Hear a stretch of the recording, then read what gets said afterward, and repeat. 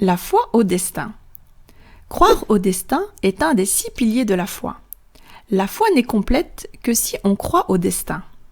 Mais qu'est-ce que croire au destin? Cela veut dire qu'Allah Tout-Puissant connaît le sort de toute chose et quand cette chose va se réaliser avant qu'elle n'existe. Allah a décrété le sort des créatures et des choses avant leur existence. Croire au destin a 4 branches: la science, la prescription, la volonté et la création. La première branche est la croyance en la science éternelle d'Allah. Allah sait tout, ce qui fut, ce qui sera, ce qui n'a pas été et comment une chose aurait été si elle avait existé. Allah le Très-Haut dit: en vérité, Dieu a connaissance de toutes choses.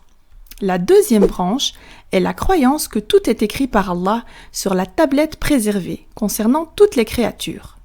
Tout ce qui s'est passé et ce qui se passe, et chaque être qui a existé jusqu'au jour de la résurrection sont inscrits par Allah dans la tablette préservée.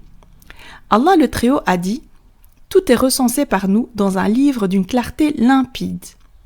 Dans un hadith, le prophète paix et bénédiction sur lui raconte: la première chose qu'Allah a créée est la plume, à laquelle il dit: écris.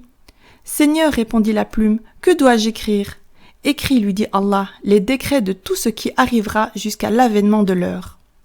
La troisième branche est la foi en la volonté d'Allah et sa toute-puissance. Nous croyons que tout ce qui se passe dans cet univers est basé sur la volonté et la puissance absolue d'Allah. Quand Allah veut une chose, elle est, et quand il ne veut pas d'une chose, elle n'est pas. Allah a dit: il ne saurait être questionné sur ses œuvres, mais eux seront questionnés sur les leurs. La quatrième branche est la foi en la création d'Allah. Nous croyons qu'Allah est le créateur de tout. Il n'y a pas de créateur autre que lui, et pas de Dieu à part lui, et que tout ce qui est en dehors de lui est créé. Allah est le créateur de toutes choses, et il en est le protecteur. Celui qui croit au destin s'en remet à Allah et se tourne vers lui. Il fait les causes licites, il apaise son âme et endure les épreuves. Allah a dit: nul malheur n'atteint la terre, ni vos personnes, qui ne soient enregistrées dans un livre avant que nous l'ayons créé.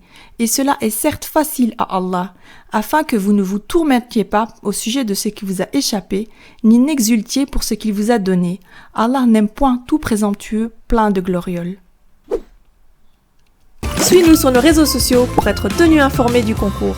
Matras, apprendre, s'amuser, gagner.